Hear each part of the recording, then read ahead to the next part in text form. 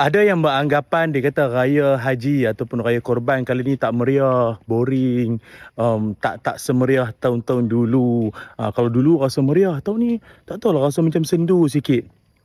Kawan-kawan semua, sebenarnya kalau raya tu rasa tak meriah, raya tu macam tak happening, bukan masalah pada hari raya tu.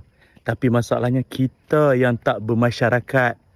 Orang ambil daging ataupun orang ambil bahagian korban, dia pergi ke masjid, pergi ke tempat penyembelihan, bergotong royong bersama-sama dengan ahli qaryah, dengan anak-anak kampung, berjamaah, sama-sama tumbang lembu, sama-sama menyembelih, lapar, sambil berbual-bual, lepas tu sedekah, pergi ke rumah orang susah sana dan sini. Itu baru kemeriahan. Ini raya duduk di rumah, raya tunggu orang datang, raya tak tolong agihkan daging ke, lapah daging korban ke apa. Lepas tu tunggu orang datang bagi sumbangan. Memang tak betul lah cara macam tu. Baik itu dalam hadis Nabi SAW, Nabi sebut, Al-mu'minul ladhi yukhalitun nas wa yasbiru ala adhahum.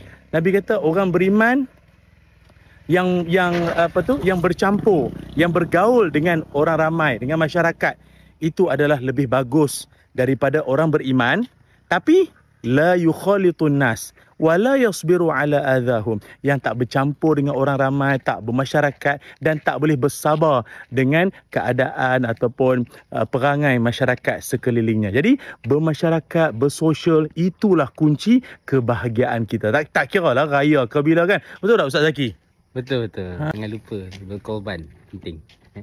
Tapi jangan lupa berwangi-wangianlah dengan wangian Ana Legacy Kasturi Kijang.